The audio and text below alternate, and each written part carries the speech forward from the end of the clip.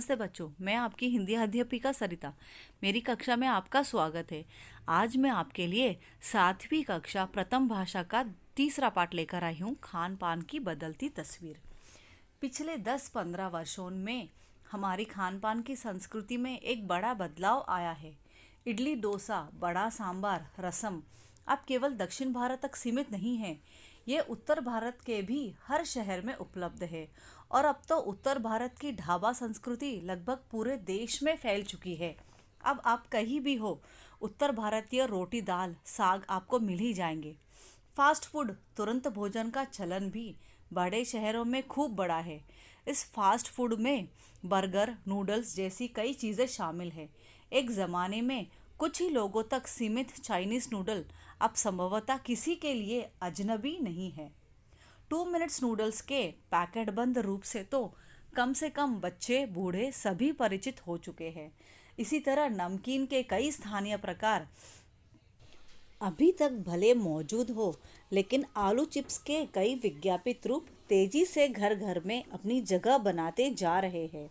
गुजराती ढोकला, गाठिया भी अब देश के कई हिस्सों में स्वाद लेकर खाए जाते हैं और बंगाली मिठाइयों की केवल रसभरी चर्चा ही नहीं होती, वे कई शहरों में पहले की तुलना में अधिक उपलब्ध है।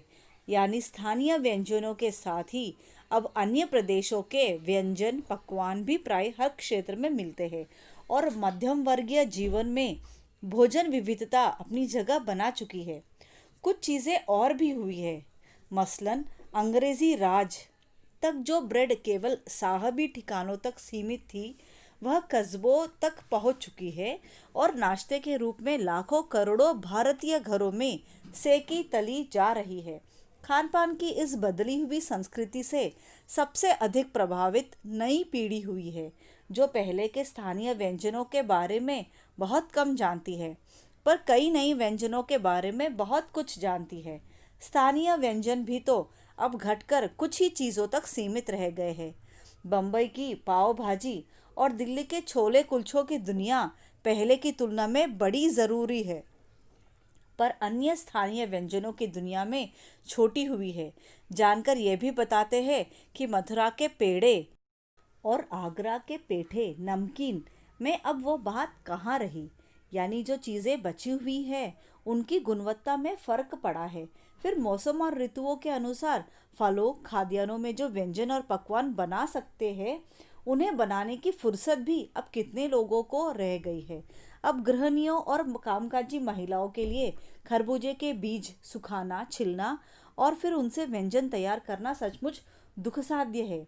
यानी हम पाते हैं कि एक और स्थानीय व्यंजनों में कमी आई है, दूसरी ओर वे ही देशी विदेशी व्यंजन अपनाए जा रहे हैं, जिन्हें बनाने पकाने में सुविधा हो। जटिल प्रतिक्रिया वाली चीज़ें तो कभी कभार व्यंजन पुस्तिकाओं के आधार पर तैयार की जाती है। अब शहरी जीवन में जो भागम भाग है, उसे देखते हुए यह स्थिति स्वाभाविक लगती है।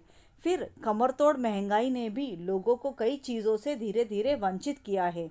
जिन व्यंजनों के बिना मेवों के स्वाद नहीं आता, उन्हें पकाने बनाने के बारे में भला कौन 4 बार नहीं सोचेगा। तो बच्चों, यह पाठ मैं यही ख़त्म करती हूँ। आगे के पाठ के बारे में मेरे अगले वीडियो में देखेंगे। तब तक के लिए धन्यवाद।